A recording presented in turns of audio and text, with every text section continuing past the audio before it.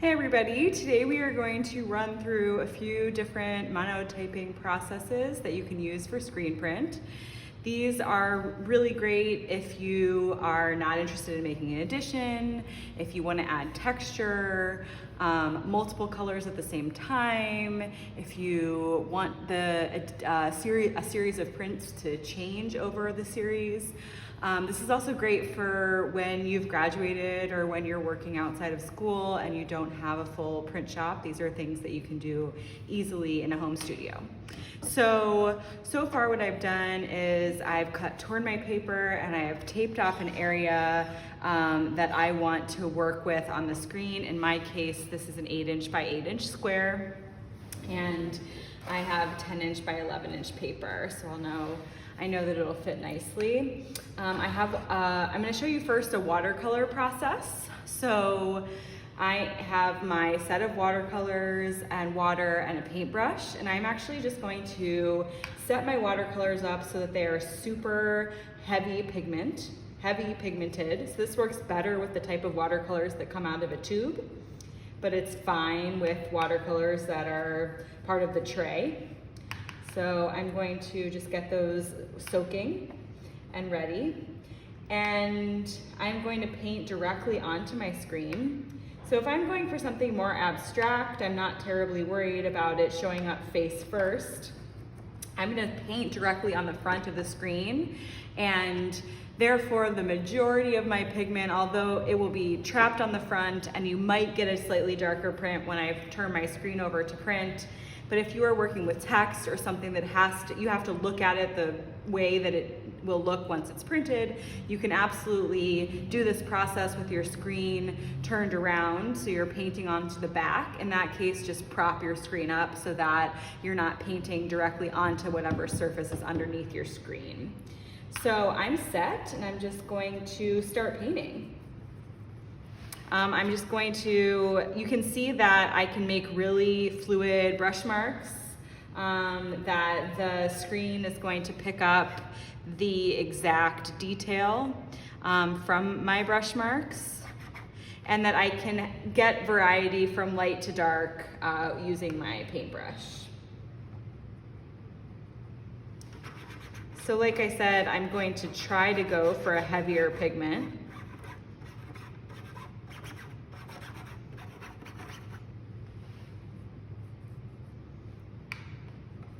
And I might as well just fill the entire space that I've given myself on my screen.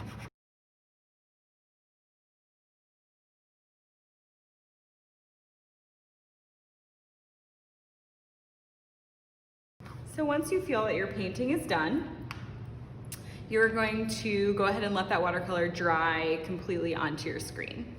So you can either walk away, you can get a hair dryer, you can use a fan. I'm gonna go ahead and use a piece of paper and try and speed this process up a little bit. So my watercolors have dried on the screen, and I'm gonna go ahead and pull a print.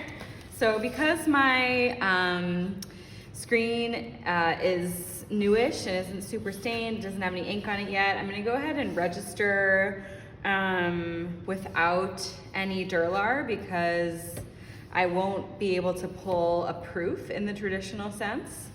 So I'm just gonna mess around with this just a little bit until I get the registration how I want it. That looks pretty good. All right, and I'm gonna go ahead and create registration corners, because I'm gonna go ahead and ghost this image. And if you don't know what ghosting means, I'm gonna show you. So I'll go ahead and put 2 sets of corners down with masking tape. And let's go ahead and see what it looks like. So paper's in place, screen comes down. So my image is reverse of the way that I had painted it, because I painted on the front. So remember, if you wanna see the image and the directionality that you intended, then you'll have to paint on the back. I have transparent base here. I'm gonna go ahead and apply it like I would any ink, with just a generous band at the top. And now I'm gonna go ahead and print as normal. I have my squeegee rest, and I have also a stack of nice paper handy. Everything is ready to go. Now let's go ahead and see. So what I'm relying on is the transparent base to re-wet and reactivate that watercolor and transfer it onto the paper. So the very first print that I do is going to be the darkest, and then all subsequent prints, which I'm going to refer to as ghosts, are going to get lighter and lighter and lighter. So let's just go ahead and see how many prints we can get.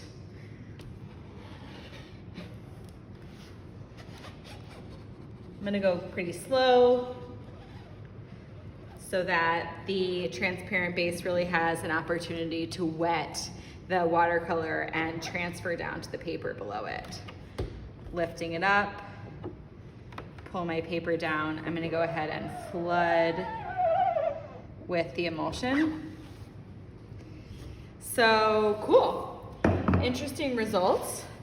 I think some of the information I'm missing because potentially I didn't let the watercolor dry all the way, that's one. And two, it was so thick that actually just that first pass wasn't enough to allow the transparency to re-wet the pigment. So potentially print number 2 is gonna be just as dark. Let's give it a try.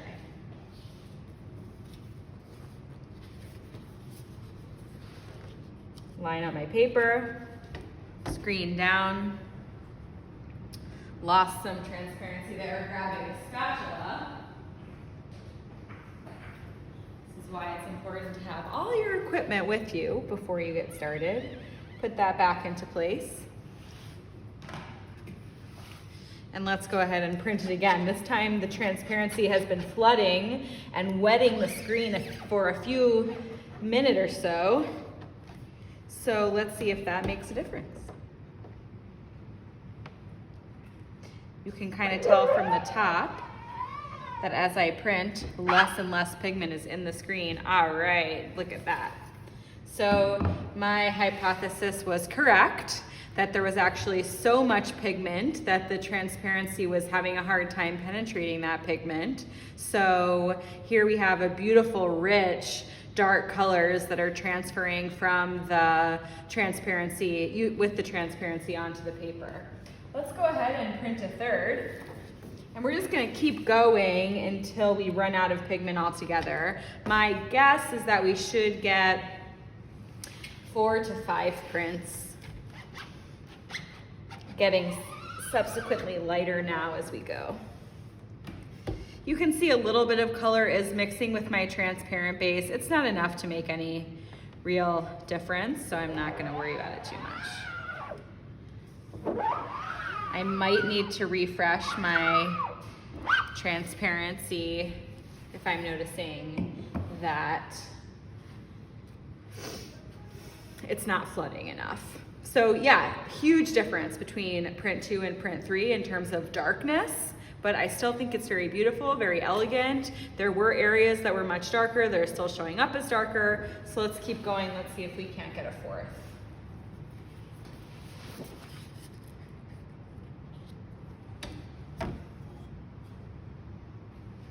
Using a spatula to reorient the transparency once more.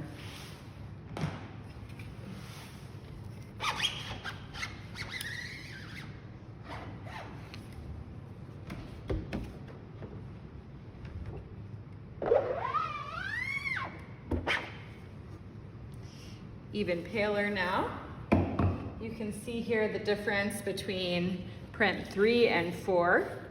So a little different, and then different even between print 2. You can see that there. Really, really rich in print number 2. But I think we can do one more print, and just for fun, let's see how light we can make it. Last print.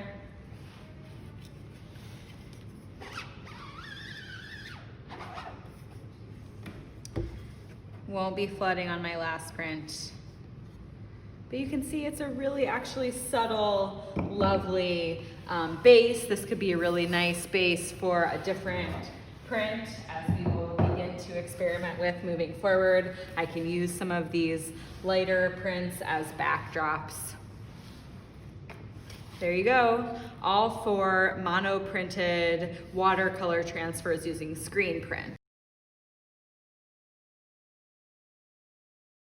The next possibility is using vinyl. So, or basically we'll call it a stencil, and in this case I used vinyl. So you can see this is like the back side, but on the front side I literally have used something that was cut downstairs in the DOC. So this is like leftover remnants from a project that Maggie did, but vinyl is a really great way, like think about it as emulsion, right? It's another way of getting an image of a flat onto the screen. The nice thing about vinyl is that you can get it, I think it's called weeded.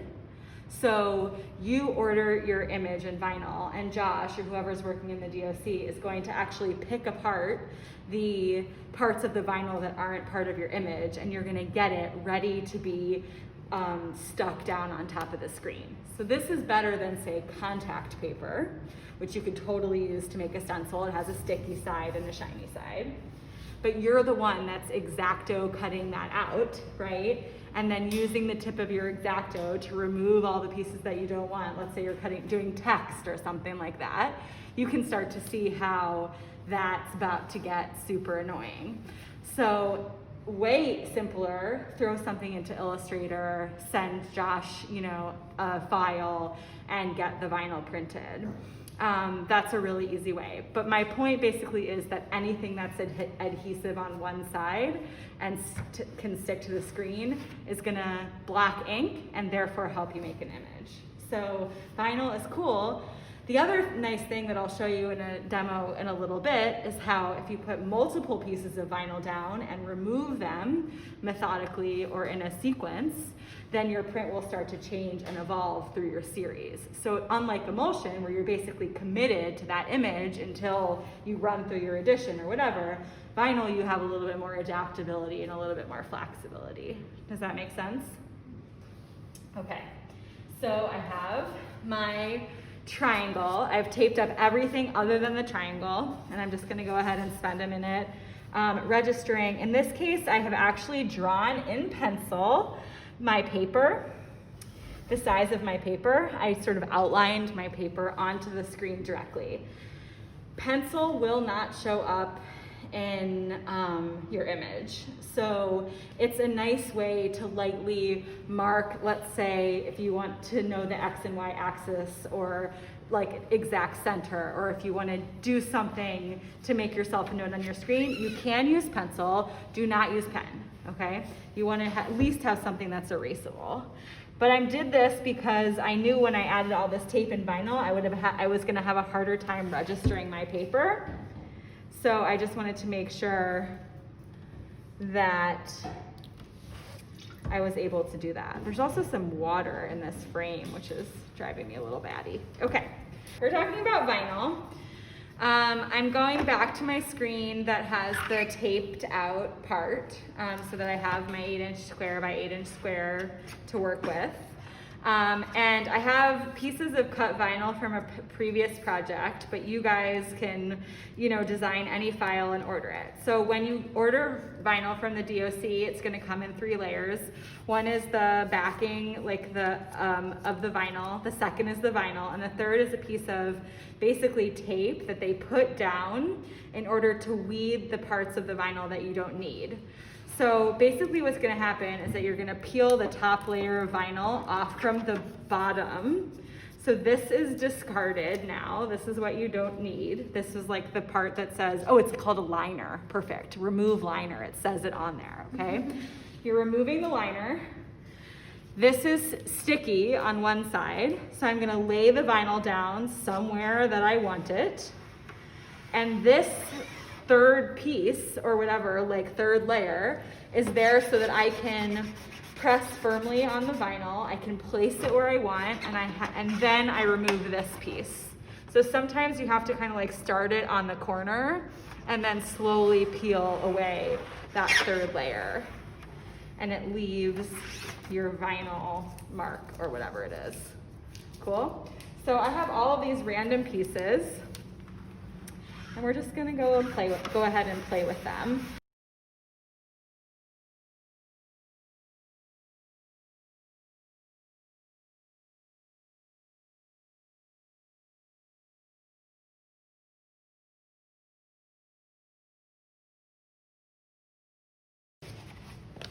All right, first print's gonna be pretty straightforward, and then we'll start removing some pieces and see what it looks like. So,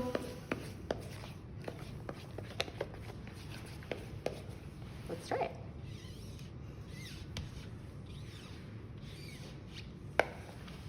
Oops, squeegee.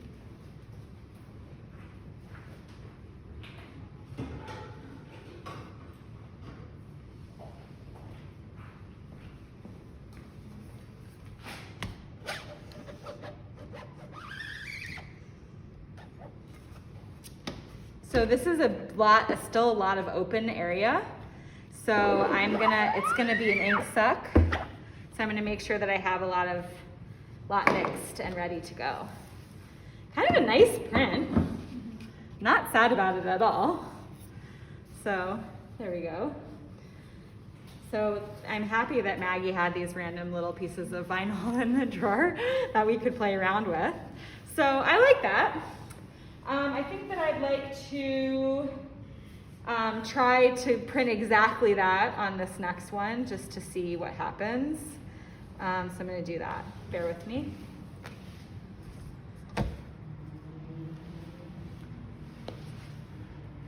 Refresh. Like I said, it's really using a lot.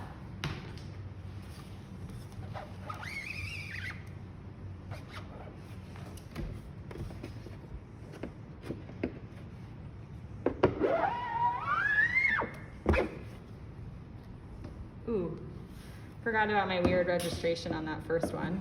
Still not sad about it. You can kind of see there's a lot of that transparency that was in because I had mixed the ink to be the flocking adhesive. So I'm still seeing some of that first layer through the pink layer. So there's some sort of nice stuff happening there. Sort of cool. Can I hand that to you? Thank you so much. All right, now I'm going to see what happens if I start removing. So very carefully, the vinyl should be pretty easy at this point to remove because it's wet on one side.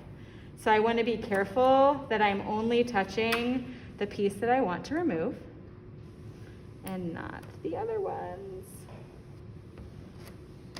We'll see. The green one wants to come up so badly. There you go, good job. And I did get a little bit of ink on my blue guy, so that's gonna get on my paper if I'm not careful. So I'm going to I have my screen is flooded, right? So I have my minute or two of working time. I'm gonna take it. So I'm gonna use my rag and just make sure that any of that excess ink that would potentially get on my paper is wiped off. And let's go ahead and print again.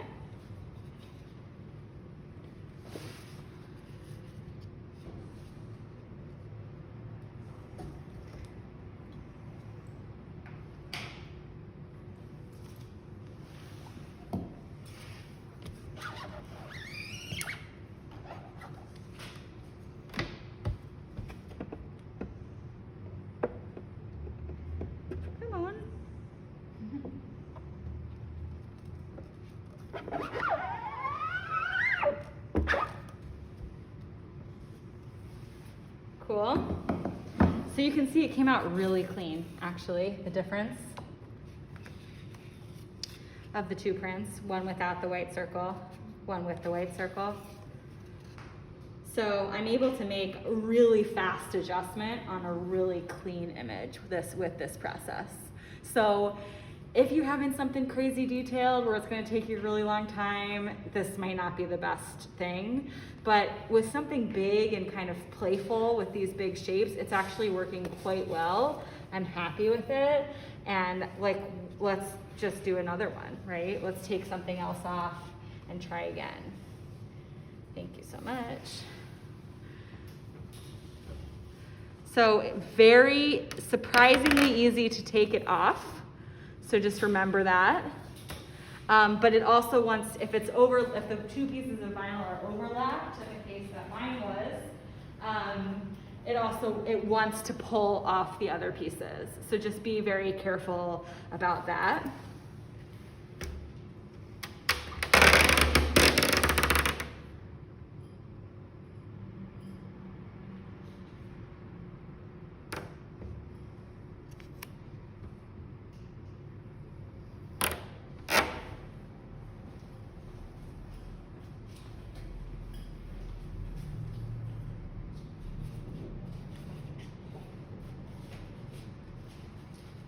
I kind of want to print on top of a gold leaf to show you guys what will happen with that. So let's go ahead and insert a triangle into our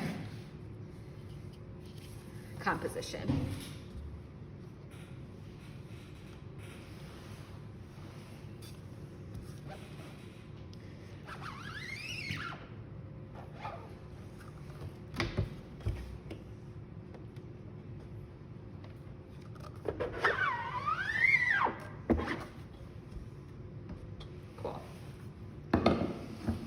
So actually the gold leaf takes the ink pretty well, and it does a little bit of optical mixing with the color of the gold leaf, so you can still see the gold leaf and have the ink kind of sitting on top of it, which is pretty nice.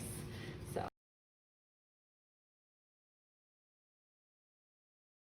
I'm about to show you flocking and gold leaf, and this is the thing that can be additioned. So I do want to make sure that I have registration corners, because I could potentially have multiple pieces of paper coming and going here.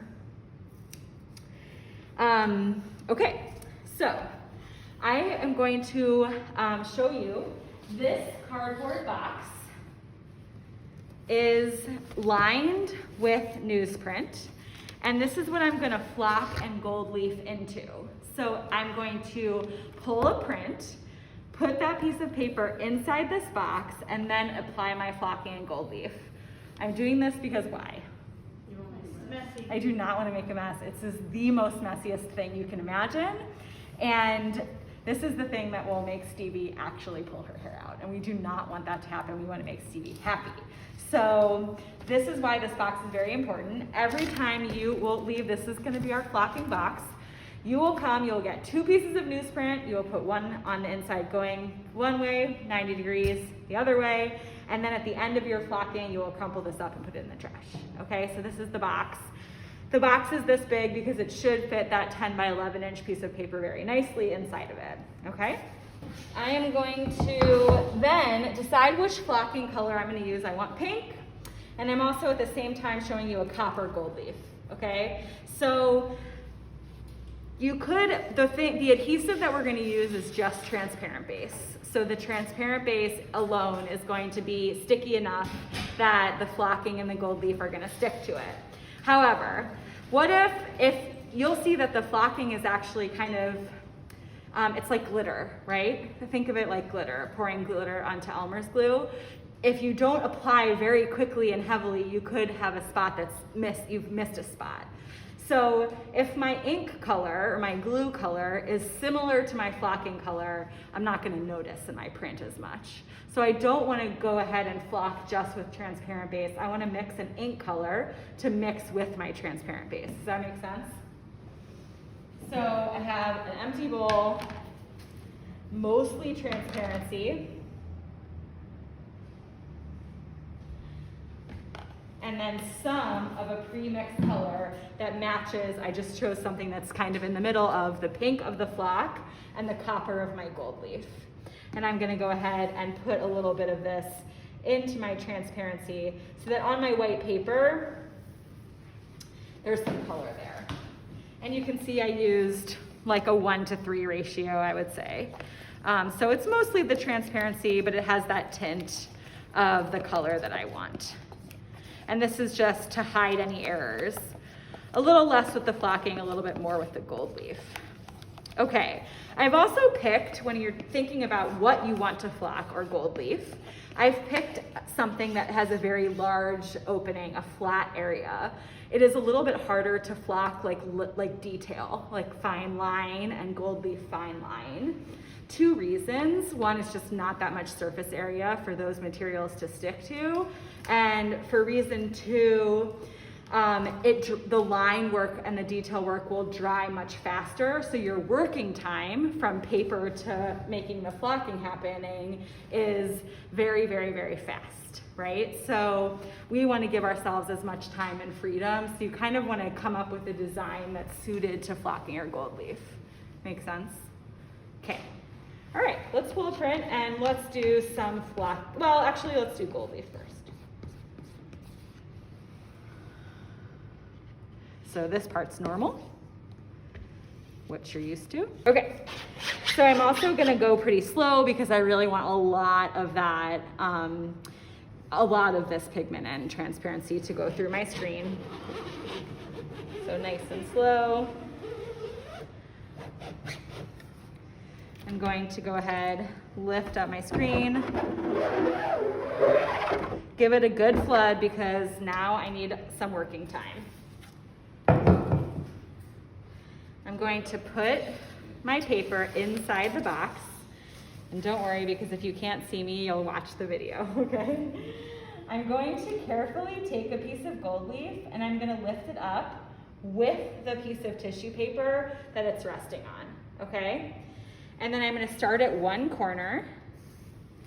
And in my case, I'm gonna go top down. And I'm just gonna let it fall down on top of my image and try not to make as few air holes as possible. Okay? So now with my hand on top of the tissue paper still. So the order of things is paper with image, then gold leaf, then tissue paper. I'm using the tissue paper as a buffer and like just the side and the palm of my hand to kind of press down onto the image. That's awesome. So I can remove the tissue paper now. And I'm actually just gonna keep going with my addition, but I can see that it's stuck because I can see my triangle, right? But I'm not gonna spend time getting rid of this excess when I have wet ink on my screen and I am trying to do an addition of whatever, okay? So I'm just gonna go through 2 or 3 right now so you can get a sense of the order of the process. So I'll move this. For now, I guess I can keep the paper in. Let's go ahead and do another one. I'm gonna do it until it's totally dry. It's just not worth it to me. I'm gonna wait until, I'm gonna give it, the full hour. So what I normally like to do is just kind of pull apart the super excess. So I'm not putting this on the dry rack with just like tons of gold leaf or copper leaf, but it's okay with me to leave like this outline of excess, right? And then I'm gonna come back when this is completely dry with a hard bristle brush and go back and brush away anything that's not connected to the paper with the adhesive is gonna just brush right away. And I'm gonna make sure to do that brushing inside of my box. But I'm gonna do that to these other 2 so you guys can see kind of what happened. So when you layer it, you're just like leaving each like print in the box and you're just setting a new print on top of it? Yep. Okay. Yeah, and I think because I was only doing 3, I was okay with that, and it was sort of just to make things speedier and neater. But I also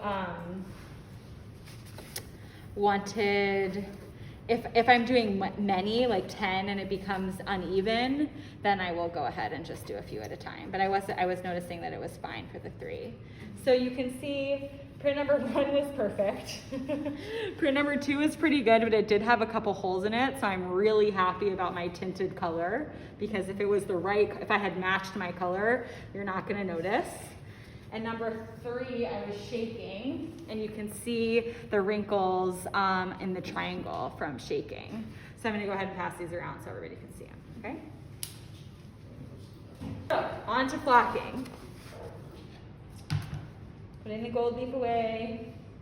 Getting our squeeze bottle of flocking. So flocking is microfiber that is like shaved off and is basically a very fine powder. So when it kind of consolidates and bunches on itself, it has the texture of fabric.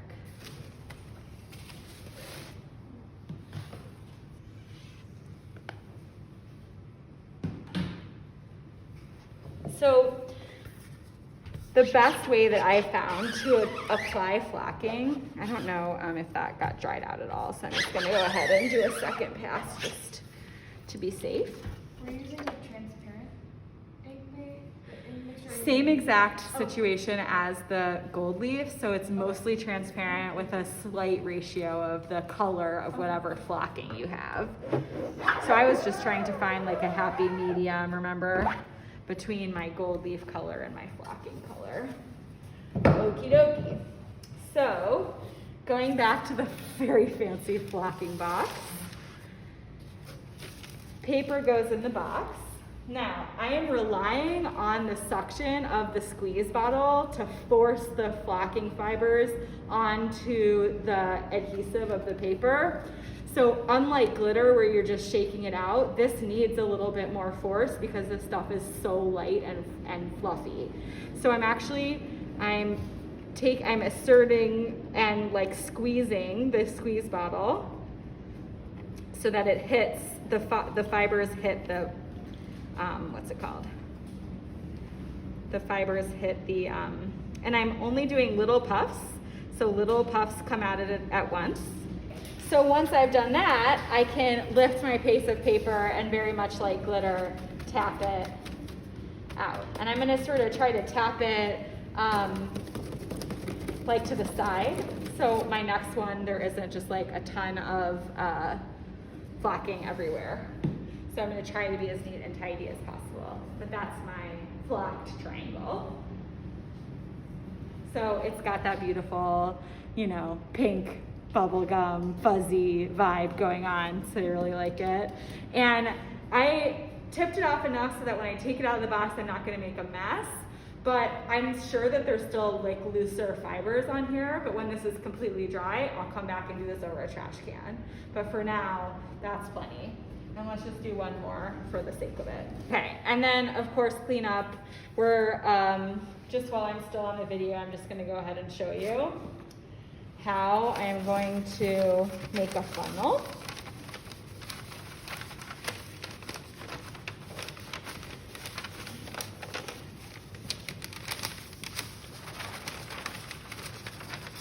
So I'm just shaking it kind of in one direction and going ahead and rolling in a tube. So I have kind of a cone, and then I'm gonna bring my tube back into the cup and go ahead and hopefully, gracefully, get most of it back into the container.